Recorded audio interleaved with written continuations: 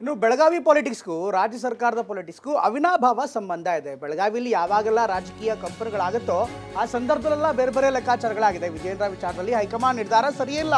ಒಂದು ಬ್ರೇಕಿಂಗ್ ಬರ್ತಾ ಇದೆ, 100ಕ್ಕೆ 100 ವಿಜಯೇಂದ್ರ ವಿಷಯದಲ್ಲಿ ಕ್ಲಿಯರ್ ಆಗಿಲ್ಲ ಅನ್ನುವಂಥ ಮಾತುಗಳೀಗ ಕೇಳಿಬರ್ತಾ ಇದೆ.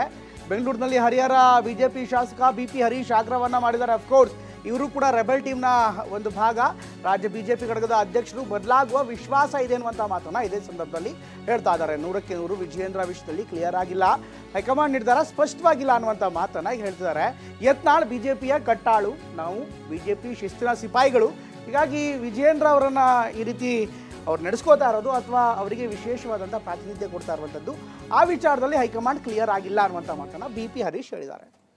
ಯಾಕಂದ್ರೆ ಸದನದಲ್ಲೂ ಕೂಡ ಈ ವಿಚಾರ ಅನ್ಸತ್ತೆ, ಗೊತ್ತಾಗತ್ತೆ ರಾಷ್ಟ್ರೀಯ ನಾಯಕರಿಗೆ, ಕಾದ್ ನೋಡೋಣ. ಅಲ್ಲ, ಇವೆಲ್ಲ ಗೊತ್ತಿಲ್ವಾ ರಾಷ್ಟ್ರೀಯ ನಾಯಕರಿಗೆ ಅಂತ? ಗೊತ್ತಿದೆ. ಕರ್ನಾಟಕ ಅಸಹಾಯಕ ಸ್ಥಿತಿಯಲ್ಲಿ ಇದೆಯಾ? ಏನು ಅಸಹಾಯಕ ಸ್ಥಿತಿಯಲ್ಲಿಲ್ಲ. ಭಾರತೀಯ ಜನತಾ ಪಕ್ಷದ ಹೈಕಮಾಂಡ್ ಭಾಳ ಬಲಾಢ್ಯವಾಗಿದೆ. ಅವರು ವಿಚಾರ ಮಾಡಿ ಇವತ್ತು ಅನೇಕ ಚುನಾವಣೆಗಳು ಬಂದು, ಮಹಾರಾಷ್ಟ್ರ ಚುನಾವಣೆ, ಈ ಆಮೇಲೆ ರಾಷ್ಟ್ರೀಯ ಅಧ್ಯಕ್ಷ ಚುನಾವಣೆ ಆಗಬೇಕಾಗಂತೆ, ಆ ಒತ್ತಡದಲ್ಲಿದ್ದಾರೆ ಅವರು. ನಾಗ್ಪುರ